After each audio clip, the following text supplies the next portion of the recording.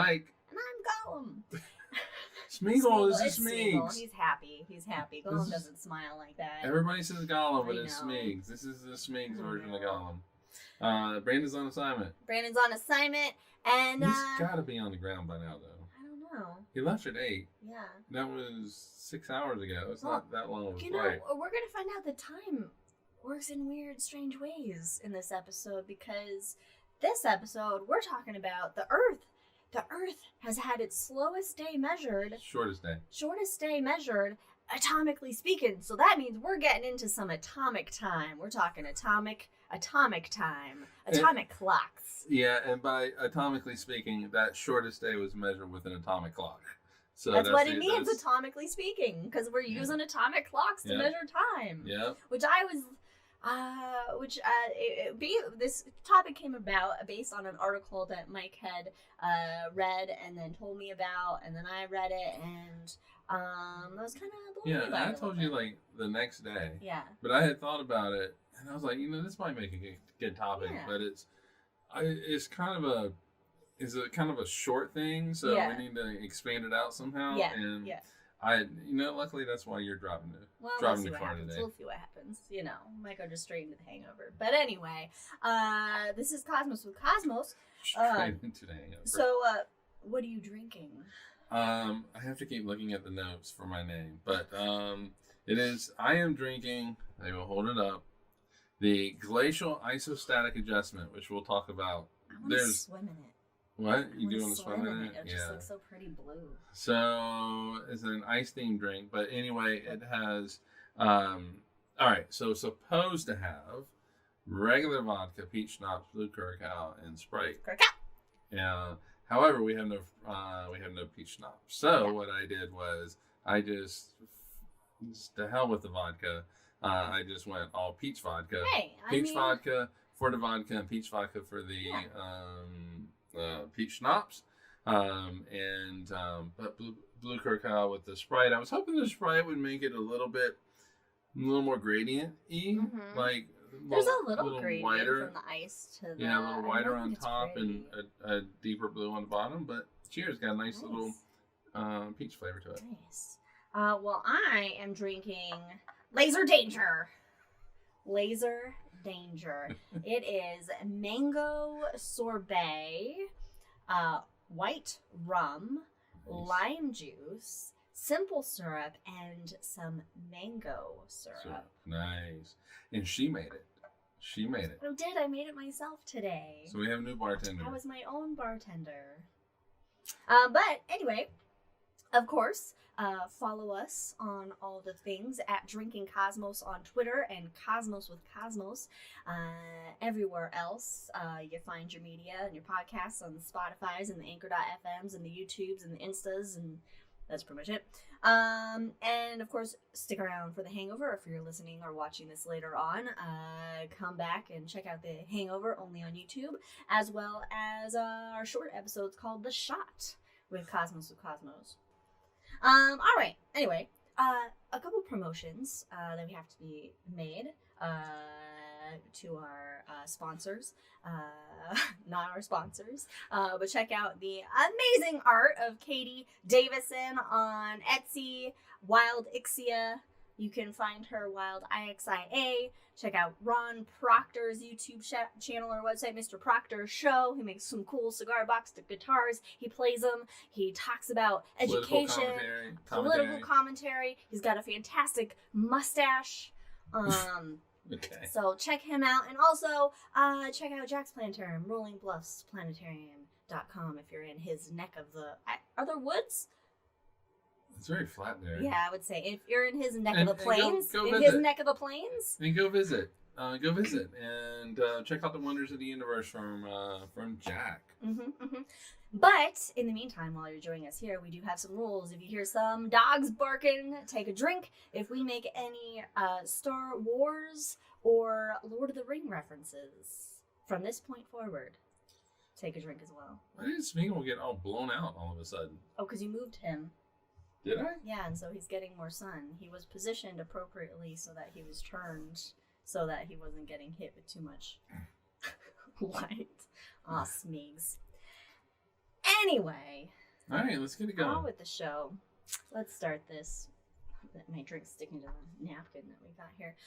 The Earth had its shortest day ever measured, and it was measured. That's the key word. Measured. In recent, since the 1820s. In recent history, and it was 1.59 milliseconds shorter than it's supposed to be, or has been in recent recorded history. Holy crap! Are we dying now? Well, 1.59 milliseconds doesn't really, we don't feel that, right? But no. But the thing is like, so the Earth, since the 1820s, since we started doing this measurement thing, has been slowing down. And we know about this. We know that the moon is slowly pulling away from us. The moon's really just dragging us. Yeah. Dragging us down. It's literally, because that's what's slowing us down. And so the moon slows the Earth down. The moon, as a consequence, because of the conservation of angular momentum, the moon pulls away because the Earth slows down. And so we know about this. But here in recent times, so on July 19th of 2020, there was a record set for 1.4 milliseconds that the Earth spun faster.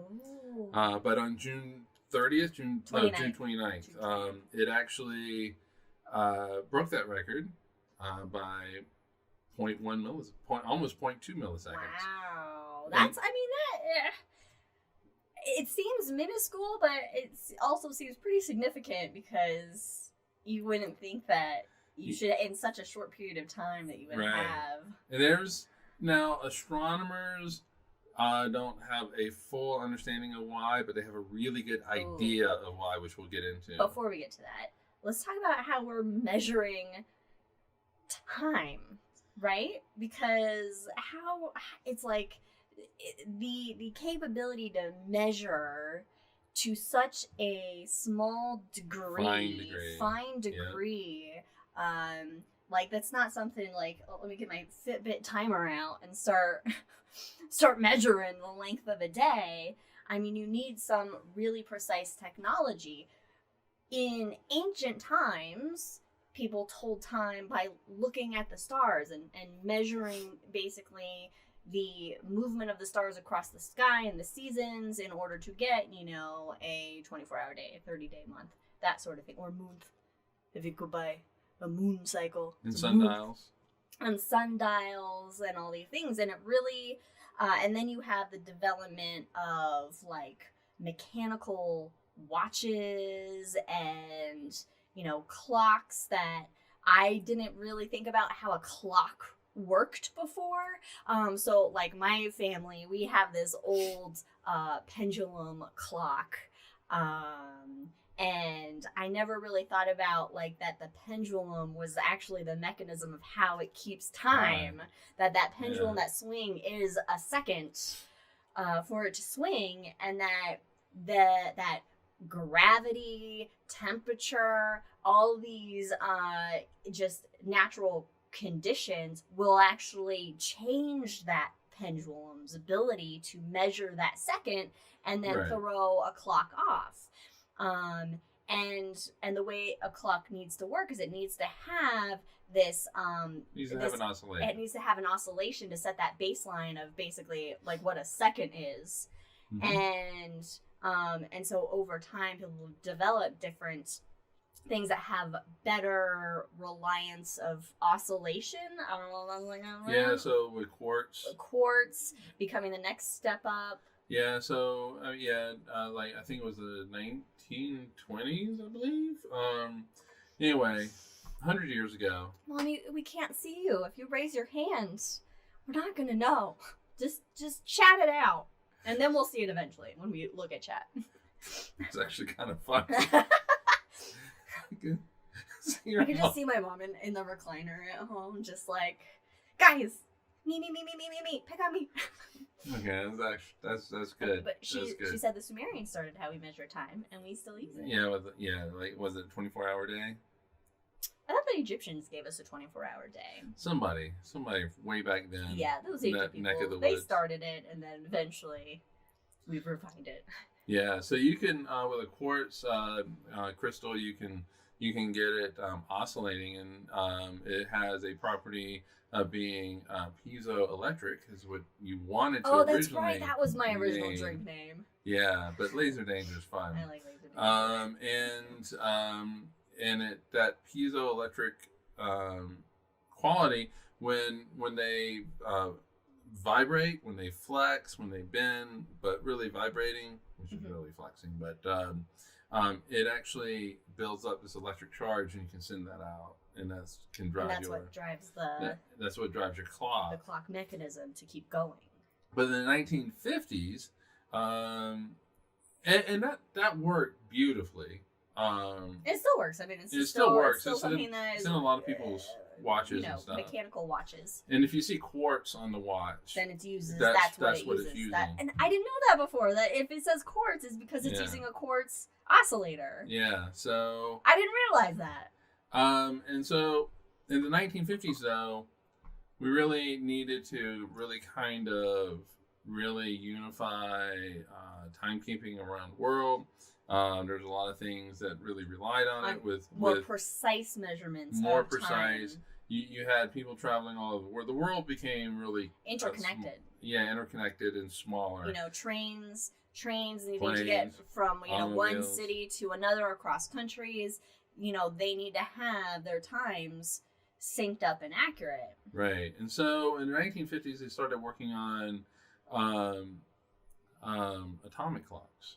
Which is, I mean, first of all, this sounds like some sinister mechanism of an evil villain building an atomic clock to take over the world. Villain would use an atomic, or it sounds like something that goes on like a nuclear bomb or something. Like it's the clock that, the detonator to a nuclear bomb or something. Right. Yeah. So they started working this out, and so basically we needed to develop quantum physics to be able to understand the idea of a quantum clock. An atomic clock. And basically, atoms oscillate. Basically, they oscillate. They oscillate in a very, Vibrating. This is my depiction of an atom vibrating. Yeah. You can't see it if you're listening on the podcast, but I'm just vibrating. It's freaky. And so they oscillate in a very predictable manner. Mm-hmm. And so technology got to the point where you could measure that, and if you could measure it, it becomes a clock. You can turn it into a clock. Mm-hmm. And in the 1970s, they actually met someplace over in Europe, I think. But yes, they met and actually figured out what atom they were going to use. Mm-hmm. Cesium. Cesium-133. Yeah, cesium-133. It has 9. It's like oscillation frequency or whatever is like 9 billion something times per second.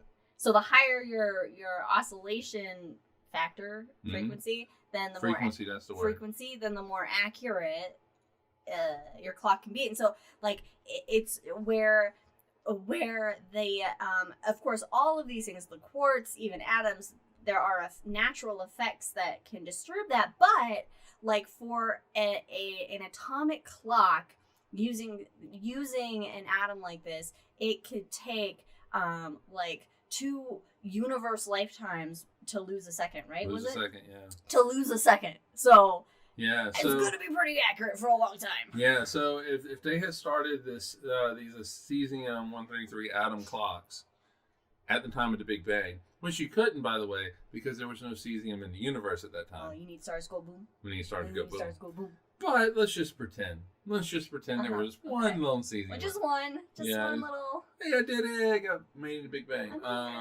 And so it would be off by less than a second today. Wow.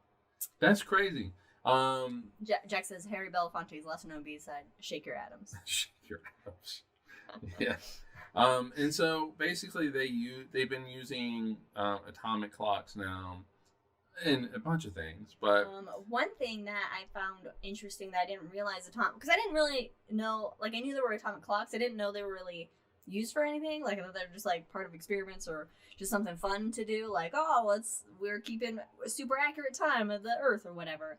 But GPS relies heavily on the use of atomic clocks because because they're triangulating locations, and if they're not synced up, if they're off by just a second, then like if you're using Google Maps, your positioning will be off by 300 meters. Yeah, I don't know what that is in feet. It's all right. It's 3 football fields, but roughly. It would actually be a significant distance that you're off.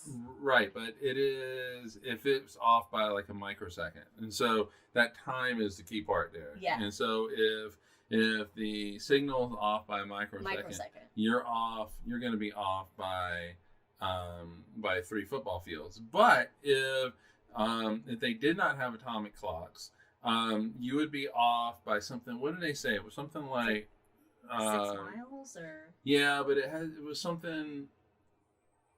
I can't remember the length of time. It was something. It was less than a second, or maybe I think it was less than that, whatever it is. But at the end of the day, your position, you would be 6 miles off from where you where you should be, right? Where you should have been. Like, that's significant. Like, we couldn't have GPS working without atomic clocks. Exactly. And so they're using these atomic clocks to measure the rotational speed of the Earth. My mom asked, where does her Fitbit fit in? I have no idea. It uses GPS. It uses GPS, so it's relying on those GPS satellites to use their atomic clocks to triangulate, where you are in your run. Yeah, but I don't know how Fitbit works then, to all this. But anyway, so on July 29th, they measure that the Earth is 1.59 milliseconds faster in its rotation. To put that in perspective, 70 million years ago when dinosaurs were around, the day was 23 and a half hours long. So we've known that it was slowing down. But now it's speeding up. And if this trend continues, we've been adding leap seconds every so often. If this trend continues, we might have to take away a second just to make everything sync up. And that would be in the next 3 to 4 years that we would need to do that. Yeah, like, because it's supposed to keep slowing down. Yes. Based on, like, the Earth should just be slowing down because of the drag of the moon and all this stuff. So, like, it's not supposed to be speeding up. There has to be a cause. Question is why. Which this is what I was like, wow, this is interesting, and the why is kind of like something that I don't think most people would even think about as an effect. So, just for a moment, I want you to think about, I know there's only 2 data points, but think about the record is June 29th, 2022. The previous record was July 19th, 2020. What do those have in common? They have in common that they're in the summer months for the Northern Hemisphere. It's hot. It's hot. It's getting hotter. And these are in recent times. And they think that the reason why that the Earth is sped up is because of climate change. Now, just think about that for a second. Think about it. The shit we're doing is not only affecting life on this planet, it is affecting how fast the Earth spins. So, now before you go, what? Why is that happening? Let's talk a little bit about the Earth. The Earth is actually a little bit wider than it is tall. It is an oblate spheroid. Yes, that's exactly what it is. So it's a little bit wider than it is tall. Basically at the poles, you have the polar ice caps. Ice is heavy. And so what that does is it pushes, it's basically pushing down. It helps create that oblateness. It helps create that oblateness. Popping out. So what is happening now is that ice is melting extremely fast. And so it releases that weight on the poles. And so the poles actually, they get higher Is Yeah, that the right so word? Earth kind of like, it makes Earth less oblate. Yeah, it essentially. makes the Earth less oblate, which moves that center of mass closer to the actual center of the Earth.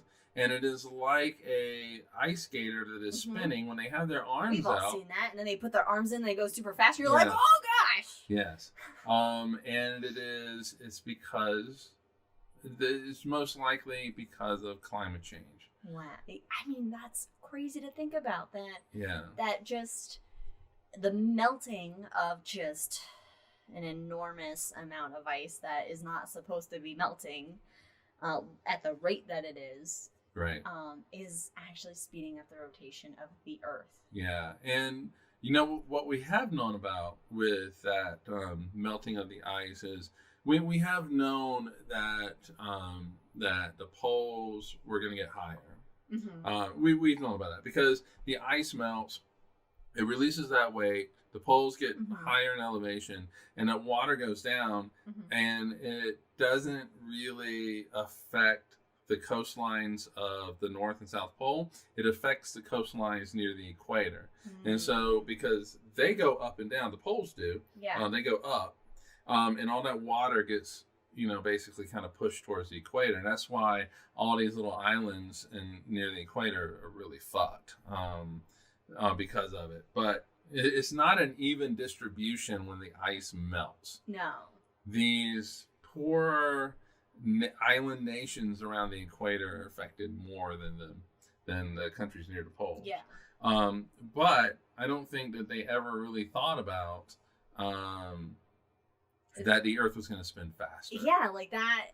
When I was reading the article, I was like, I never would have thought that climate change would affect the Earth in that way. Like you think about it affecting the storms and sea levels and that kind of aspect of it, but not the actual physical movement of the entire planet. Exactly. And your mom otherwise, it could be just as Jack says.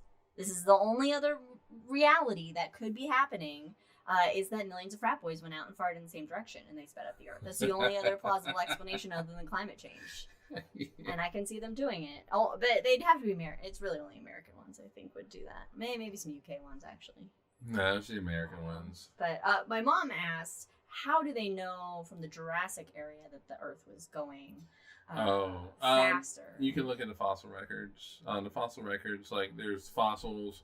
I think you look at like various animals, they lay down like a certain amount of their shell or whatever every day, and you can actually you can measure that type of the Earth's rotation based on that and other things. So it's all based in science, and it's not. That's pretty cool. Yeah. And also you can look at just how just the formation of the solar system and how other planets are rotating, and then with the mass of the Earth, the mass of the Moon, and how much drag it can pull, and then kind of subtract backwards in time when the Moon was closer, and how much drag it would have, and kind of. Yeah, and so you can make predictions based on just the physics of the situation. Contextual physics. Yeah, and then you start comparing that to like fossil records and the records and rocks and stuff like that. And you okay? I just had like a hair that was like sticking to my nose and tickling me. And looking at rocks is how we can find out that the Earth's magnetic field flips.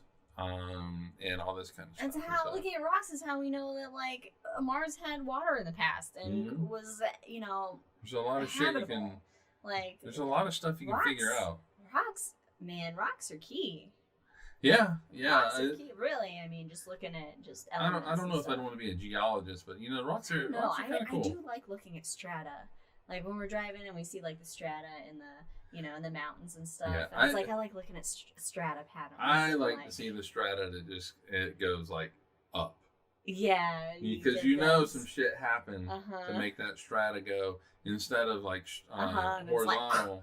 That it's like at a severe little angle. The color changes, and these are like different periods of time. Anyway. I mean, rocks are pretty fascinating. My mom also asked, does that affect gravity? Earth rotating faster, which I would think it's not, because gravity is based on mass. Gravity is based on the mass of the planet, so it doesn't matter. Like, if I spin faster, I'm not gonna weigh less. If I spin faster on Mars, I will weigh a little less. Because Mars has less gravity. Yeah. But no, it won't affect the gravity. But what? Unless you're at the pole, and then there will be a little bit of a gravity change. Oh, because you're a little bit further. You're a little bit further from that center of gravity. Yeah, it is not much. It's minuscule. It's very minuscule. It's very minuscule, but it will be. I mean, 1.5 milliseconds is not something we're noticing on a. And remember, that is just one day. It doesn't mean that it's consistently 1.59 milliseconds shorter. That's a good point. So, is the Earth spinning, speeding up? Possibly. Climate change is going to remove a lot of ice from the poles in the next 100 years. So it'll be really interesting. It's going to be really interesting to see. And there's just so much evidence for it. Yeah. I don't see how anybody can put their heads in the sand anymore. Yeah. And I'm really glad that like, people are starting to call it climate crisis, because that's exactly what it's becoming. How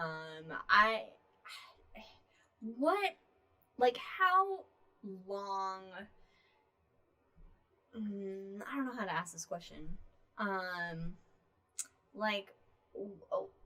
what point does the Earth slow enough where it actually affects us and ecosystem? Because there's a lot of species that rely on the constant, like, the cycle that we have, the day-night cycle, the rotational period of the Earth, and agriculture and all that kind of stuff. Right.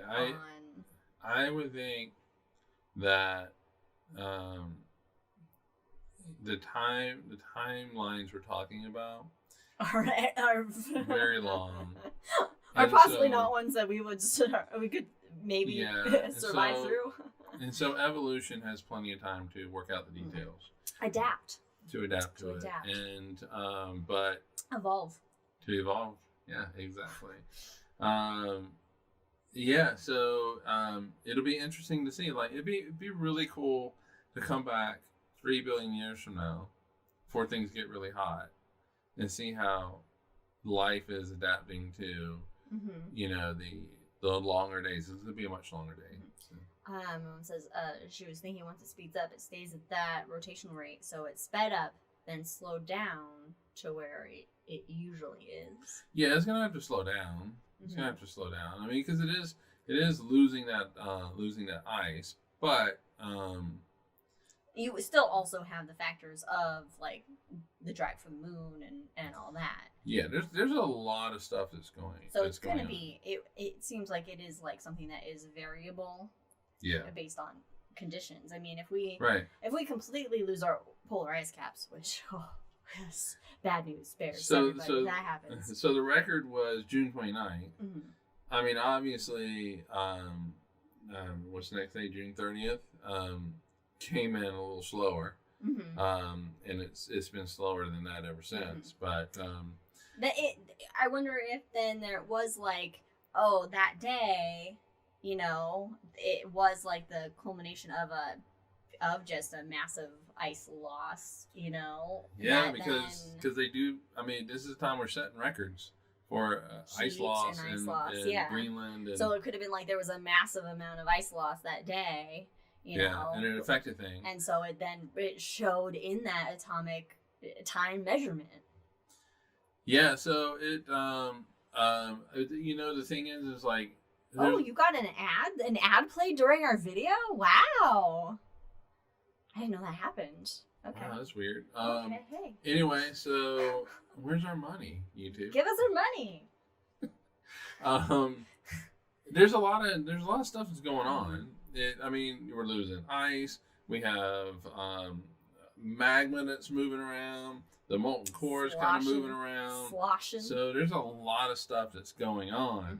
But a lot of this magma and molten core stuff is already kind of accounted for. Yeah. So this ice loss is what is what kind of maybe pushes it over the edge. Again, this is just kind of what they are really leaning towards as a possibility. I mean, it makes sense. It makes perfect sense. And I don't see that. I mean, I really don't, other than the frat boys, Jack, I don't see what else could contribute to such a degree of time. Speeding up? Yeah.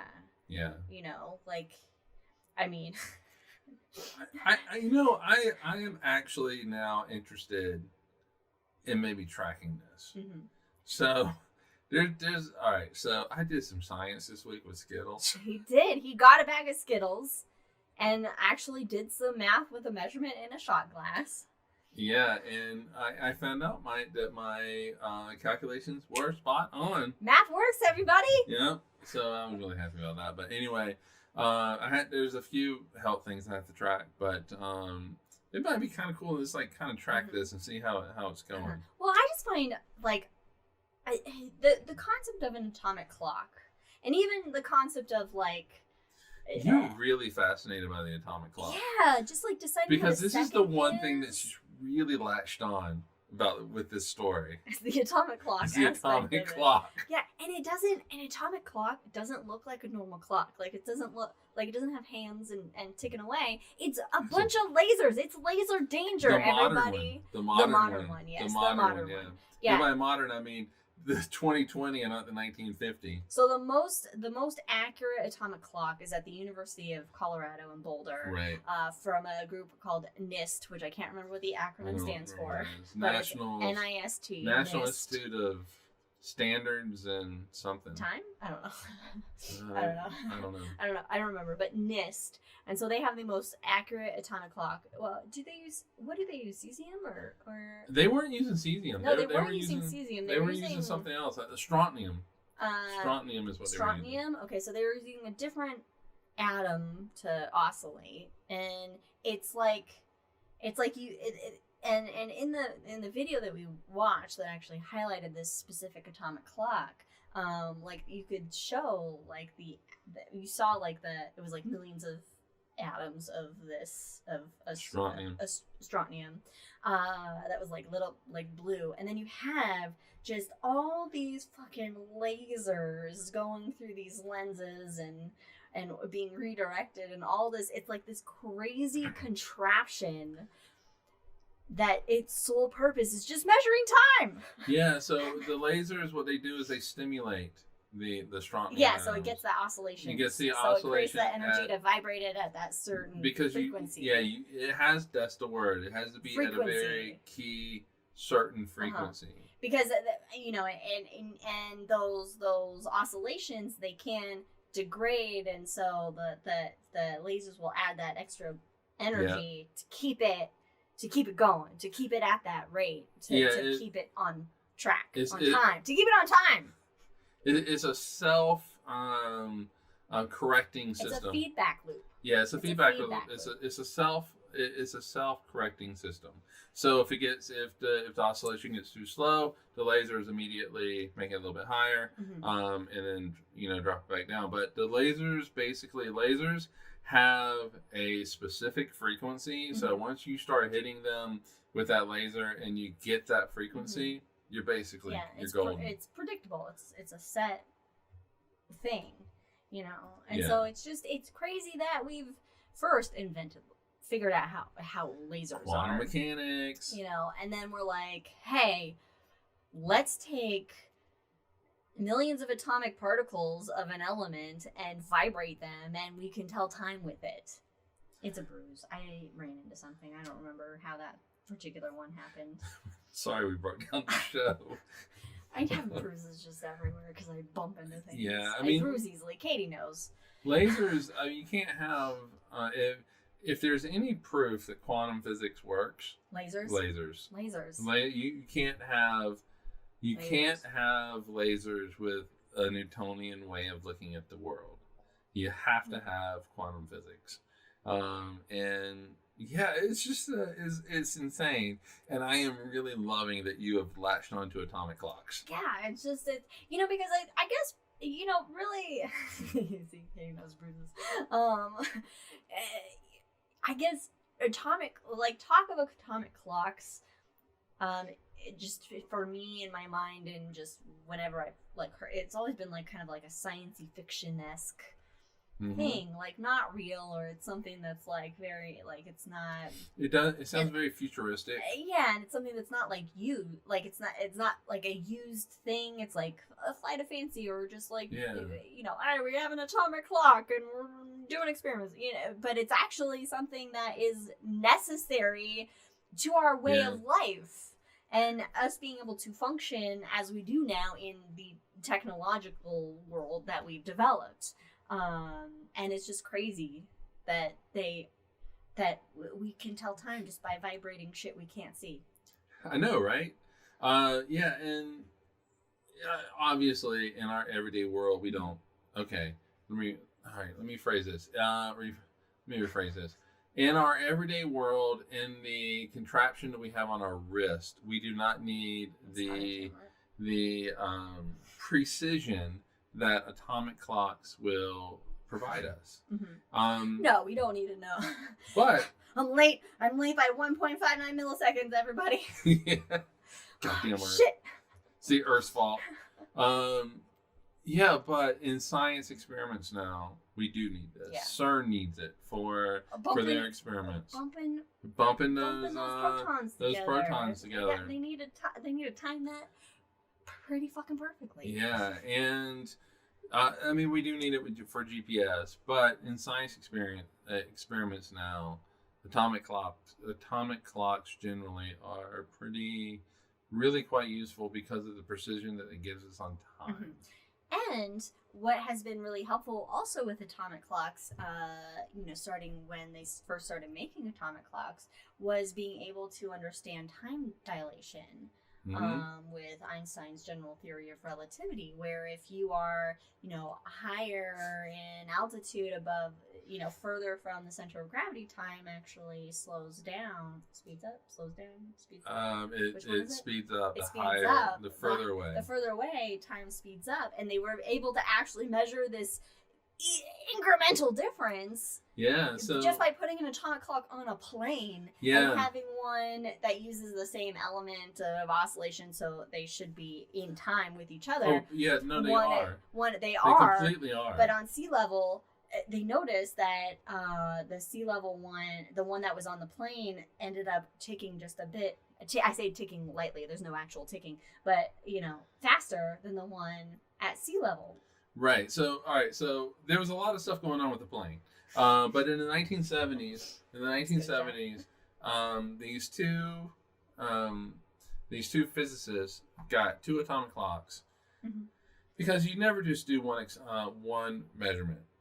You gotta have multiple data points. So they put two atomic clocks on a 747 or something like that. I think it was like a Pan Am flight, and they flew. They're in suit and ties Of course they are. It's the. Meanwhile, I'm gonna be in my fuck Nazi shirt, and you're gonna be in your airplane clothes. You're gonna have comfy airplane clothes. And so it's they flew it, and there's two things that go on with this. First of all, you're moving pretty fast. Okay, relative to our everyday experience in this plane, very slow compared to the speed of light, but the atomic clock is actually able to measure the time dilation for that speed. But also atomic clocks can be used now to where we can measure time dilation just by moving an atomic clock up centimeter. At 1 centimeter. 1 centimeter above another atomic clock, it can measure that time difference. Time dilation. So when you're at sea level, time moves at a different rate than if you're on top of a mountain. So our time is moving ever so incrementally slower than, say, someone at sea level. I don't know. Okay, no, you got it backwards. So faster. I my brain can't wrap around time at all. Like it doesn't, like this doesn't, I can't, I just, even thinking about if you're moving at the speed of light and your time moves so much slower for you, that it almost seems like it's not moving. Like I can't. Right. My brain is like, I don't have any contextual basis for this, so it can't really resolve it. Like it doesn't make any sense, even though it works. We should do a show on relativity and time. But all right, that's what we're doing right now, basically. Well, yeah, but we're all right. So for us here in South Ogden in the beautiful American Rocky Mountains, we are something like 5,000 feet above sea level. So let's just say 5,000 feet above sea level. So time moves actually faster for us than it does for somebody at the beach in Hawaii. And so, but if you're in Hawaii, you do want time to move a little bit slower. Yeah, you so this is what I suggested to Liz today, was that Monday through Friday up until 3:00, because that's when I get off generally work, but we put a clock as high up as we possibly can, so that it moves faster, so we can get through the work week. Put our computer on a shelf. And then I'm off now. And then as soon as we hit 3:00 on Friday, we just dig the deepest hole ever and put the clock in there. Like, oh no, sorry guys, it's the long weekend. I got 0.001 seconds left before I have to start work. Yeah, but it's true, and it's measurable. It's measurable. We can measure these things now with atomic clocks. And if you move a clock up 1 centimeter and time moves faster by moving it up 1 centimeter for gravitational purposes, and gravitational time dilation, that means that your head ages much faster than your feet. Your head's older than your feet. Yeah, it's older than your feet. Generally, because your head's usually above your feet. Oh, yeah. Outwards. I said out first. Oh. How much alcohol did you put in it? I didn't. I'm really not. This is just just who I am. This really is. It's a mind-bending shit. It really is mind-bending stuff. It is. And actually, really and truly, we should do an episode dedicated to relativity, because it's really it's just crazy shit. So, relativity, Einstein really dreamt this shit up in his head. It's a thought experiments. All he had was thought experiments. Yeah, thought experiments. And so I had actually known about some of his thought experiments. There was one, it's like, I'm on a train. A lot of them involve trains. Wow. Because he would get off from the patent office and then he would take a train home. And so one of them was like, hey, if I shine a flashlight, can I ever catch up to the photons? And the answer is no, you can't. Short answer. But in this one, I had not heard about this thought experiment, and this is the one where he figured out that time stands still if you're going the speed of light. Yeah. And it just made perfect sense to me hearing about it this morning. Was that he was on a train, he was looking at the big central clock in Bern, Switzerland, and he just thought, what if I'm going the speed of light? What would the time be on the clock? Well, it wouldn't change. So time would stand still for him going at the speed of light. I mean, there's other issues that you have to overcome, but getting to the speed of light. Getting to the speed of light, but not being able to see the clock anymore because you're moving at the speed of light. Yeah, but basically, I mean, yeah, time stands still. And he thinks this stuff up on a train. Then there's the whole rigorous thing of I have to mathematically prove it. Right. Because you can come up with shit. Oh, yeah. Like I can say that there is an all-intelligent being that created created life on Earth, everything, And you gotta prove it, and also prove it mathematically. And you got to prove it mathematically. You got to be able to make predictions. And by the way, that is a true statement for some people. It is called intelligent design, and so they try to put it on the same level as the Big Bang, but it's not scientific because you can't prove anything just because of the way they say it. Also, I have immediate proof against that. Balls on the outside of the body. Not smart, not intelligently designed for the amount of pain it supposedly causes. Oh yeah, I mean amount of pain, yeah. Jack says so when you take a nap, you're syncing your brain with the rest of your body. I think I had that yesterday. I took a nap, nicely synced. But then as soon as you get up, Jack, unsynced immediately. And I let you sleep. You did, thank you.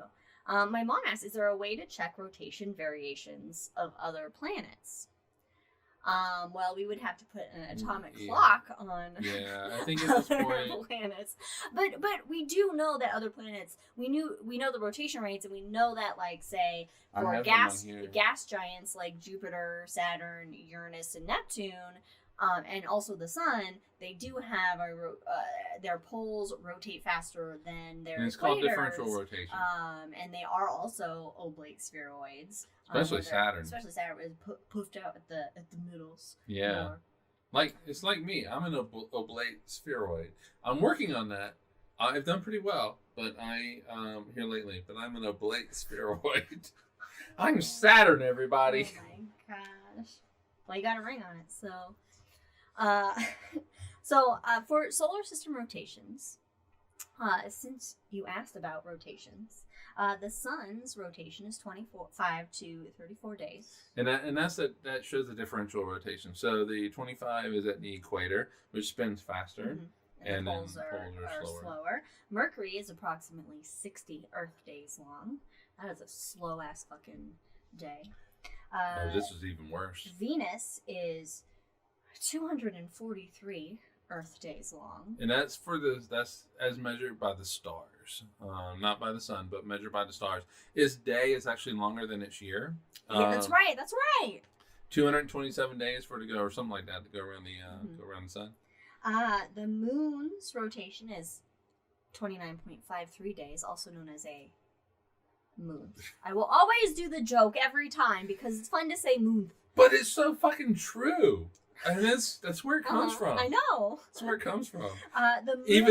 even though only February once every 4 years actually goes, hey, we're gonna do that 29 days. Yeah, get an extra day for you. Mars is very close to ours, 24 hours and 37 minutes. Yep. Jupiter is 9 hours and 56 minutes. The fastest. The gas giants tend to rotate faster. Saturn is 10 hours and 34 minutes. Uranus is 17 hours and 14 minutes. Neptune is 16 hours and 6 minutes. And Pluto, not a planet, but we'll include Pluto for posterity, 6.4 days. You know how long it takes for a trine to go around Pluto? No. 6.4 days. They're tidally locked. Oh, that's right. They're tidally locked. Yeah. So, which I really think is cool. So, like, you know what is really cool about it for me, though, is like you're at a certain place on Pluto, you see it all the time, it's always there, but then you go on the other side of Pluto and it's not there, you never see it. Like if there's like a little deer that you lives wouldn't know on it existed. Nope. You would never know unless you traveled to the other side. Jack says Sunrise Sunset is a long song on Venus. But on Venus,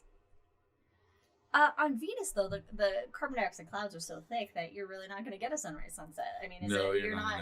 You don't even. Can you even see the sun through those clouds? You're fucking dead anyway. I mean, well, yes, sulfuric acid rain, crushing atmospheric pressure, 900 degrees Fahrenheit, like always. I mean, you're not surviving. Yeah, there was a story that I read when I was a little kid about Venus. And so, it's just so unrelated to anything. I'm sorry, I was looking at my mom's. Well, no, I mean, it's completely unrelated. But, so the story was about this little girl, who was so excited to be able, because the clouds were going to part. Mm-hmm. She was going to be able to see the stars for the first time in her life, because it only happens every so often. And she was so excited, and these bullies put her in a closet, and she missed it. But I just always remember that story, maybe for the sadness of it for that little girl. Never heard any story like this. Yeah, and I don't remember how old, I know I was a kid, but I don't know. Mm-hmm. It was a short story. It was a short story, but yeah, and but it also shows, I think, how we used to think Venus was, which was a tropical paradise. And it's not tropically deadly. Yeah, it's my mom says, would I be younger on Venus then longer to get my birthday? Well, no, its year is shorter than our year, Mom. Yeah, and so you would have more birthdays, but time would go just a little bit slower. I mean, faster. No, it's less gravity.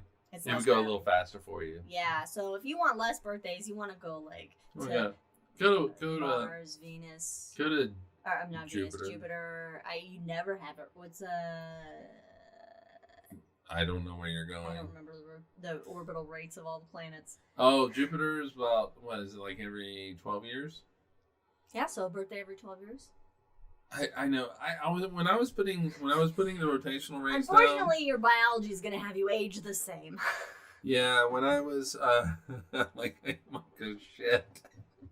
When I was putting the rotational rates, I was like, God damn, it's been so long since the given Planetarium show. I know, it's like those just those little easy to look up facts that don't really stick in your brain because they're just kind of that little stuff.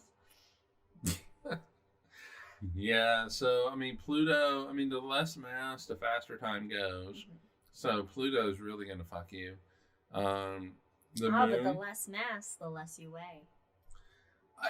Yeah. So win, lose, win. Well, it depends on what you're it's looking a lose-lose. It depends on it's a lose-lose. You lose the weight and you lose the. Hey, but you know what? You do live to like 200 years old or something. Dang, no, actually, you don't even make a birthday. You don't even have a birthday on Pluto. No, you never have a. No, so really. You only make it like a quarter way around, and you're like, on Mercury. You get multiple birthdays. You get so many. You get a birthday every 80 days. 80 days? 88 days? Yeah, something like that. 88 days, yeah. But time moves slower. Faster on the surface of Mercury, but you are deeper in the sun's well. So, gravity well. And so maybe you're getting a little boost from maybe a little bit of slower time from the sun. Also, you're either real hot or real cold. So... Yeah. And there's no atmosphere. So really. Okay, skinny. It's not skinny. No. You still have the mass. Yeah, it's just the pull of the planet's mass is less on you. You still have the mass. You still have the same everything. So I look like this on Earth. If I go to Pluto, I look like this on Pluto. I look the same. I just frozen to death. I'm frozen to death. So the bottom line is, none of the other planets are gonna be great because you can't live on them and survive in any way, shape, or form. So, Earth is in our solar system. Earth is the best planet to be on for habitability wise. Yeah, but I think this one headline. Just this one. It really shows how much so to be honest, we get overloaded on all the headlines and all the news. And it's never good news anymore when it comes to the climate. No. And what really just fucking grabbed me about this was that the reason why they think it's happening is because of us. It's because of us. Shit that we've done. It's not only because when we read articles about climate change, and I'm going to be the first to admit that I read the things that just depress the shit out of me. Roe v. Wade, climate change, all the politics. Every now Why and then are you just gotta yawning? every. This is an amazing topic. It is. And so I've read all these articles about how we're basically have initiated the next mass extinction that's going on. Yeah. Sea levels rising, California's all this due kind of for stuff. A mega fucking flood. Yeah, and which one? What? California. Oh yeah. In the next 100 years, there are going to be mega floods in California that will flood out all of the Central Valley of California, which is huge. I mean, which is Massachusetts and Connecticut combined. And someone from California, Central Valley is they can flood. Wow. But I've never thought about this in an astronomical sense, where it is actually changing the rotational speed of a planet.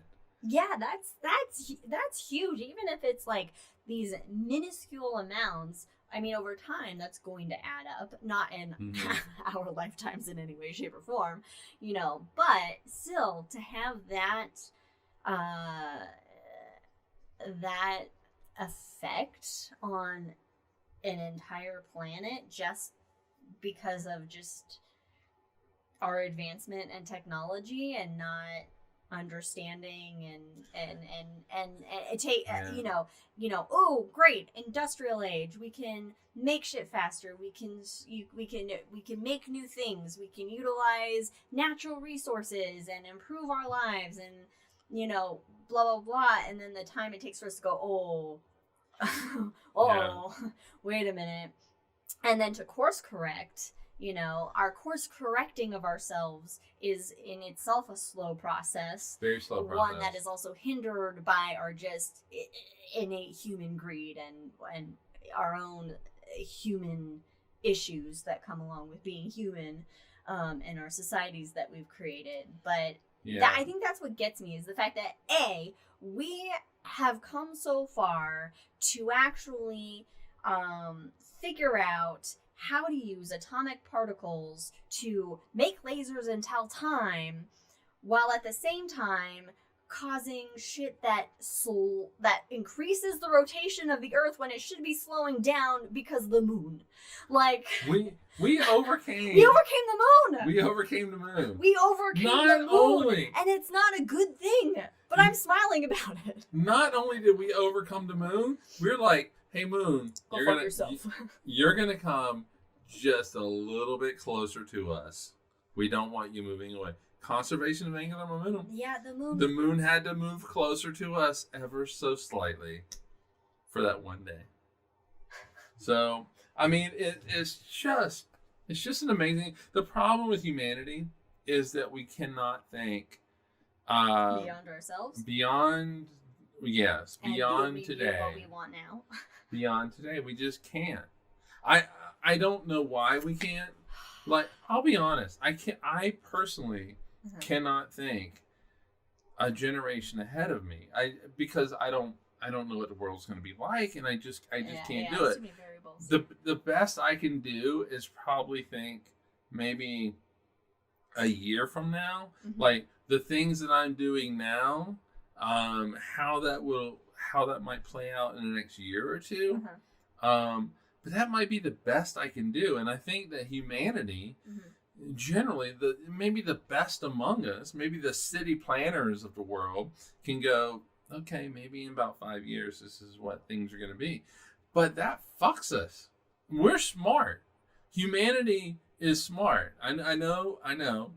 But we have been able to figure out relativity and quantum physics and atomic clocks and lasers and being able to land something exactly where we want it on another planet. We're smart with regards to that, but we're fucking dumb as hell when it comes to other things. Brandon has joined us. Has he? Oh yeah. And he says, he lost track of time. Brandon has a real problem with time. He can't ever tell it. So I think we've missed it this year for his birthday. He just had one. So next year for his birthday, I think you need to get him an atomic clock. Oh, shit. And he has no excuses because that shit keeps tracked down to the fucking millisecond. So at the University of Colorado at Boulder, they say this is the most expensive clock on the planet. Why is it so expensive? We just need we need a little bit of we'll get the cheapest atomic element that there is on the market for clock making, and we get a bunch of lasers. They weren't even green; they were red lasers. Just hit it, and just make sure to bring the receipt. Yep. Yeah, we'll do a GoFundMe for this. Cosmos first GoFundMe. Yeah. Atomic clock for Brandon. So he knows time. He can keep time wherever he is in the world. Yeah, well, at least he joined us. At the end of this episode, before we go to the hangover. I really hope here at the end of all things. Take a drink. Wow, we've been really good doing it. We're so much better with the references. Yeah, I hope he took his Xbox so that we can Elden later tonight. But he needs to. Well, if he took a Switch, we could Mario Kart. But anyway, that's irrelevant. Oh shit, we forgot to take that yesterday. Oh well. It's fine. Anyway. You're in charge of this episode. I know. The moral of a Flavor Flav size medallion atomic clock for Brandon says. Best show I ever saw was the Public Enemy show. Oh my god! They opened for U2 of all things in Columbia, South Carolina. Flavor Flav. And so it was the craziest thing watching all these little people from South Carolina trying to figure out what to do with Public Enemy. Yeah. And then at the end of the show, they hang this KKK guy in effigy. Not a real guy. And I wouldn't care either way. It was the most awesome moment I've had in a concert. Just all these little redneck South Carolina people trying to figure out what to do with Flav Flav and Public Enemy. It was great. It was great. Best show I've ever been to. Bring us home. On that note, the moral of the story is that lasers can be used to tell time by vibrating atoms, which is the coolest shit ever. And climate change is affecting the rotation of the Earth, and we should probably fucking get our heads out of our asses. Governments of the world really. One main government, this one. Other ones seem to be kind of more on track. Well, conservatives, you guys need to get your hands out your ass. And, so follow us on all the things at Drinking Cosmos on Twitter and Cosmos with Cosmos. Everywhere else you get your podcasts, Spotify, YouTube, Instagram. I think we ought to talk about time more next time. Yeah, but now we're going to be heading into the hangover shortly, where we do have a couple special things, some special features that we've been producing as part of our M42 creative stuff that we do for planetariums. And we're going to be highlighting a couple things that have been recently made that are still in progress, but have been recently So join us there. I think that's what she's trying to say. Otherwise, check us out. Keep with us. And next time we'll be talking about something spacey, I'm sure. Relativity. Relativity? Let's do it. All right. Next episode is going to be on relativity. Mike is going to be having a blast. Relatively. Okay. All right. I like it. Well done. And we'll see you next time, everyone. Thanks for joining us.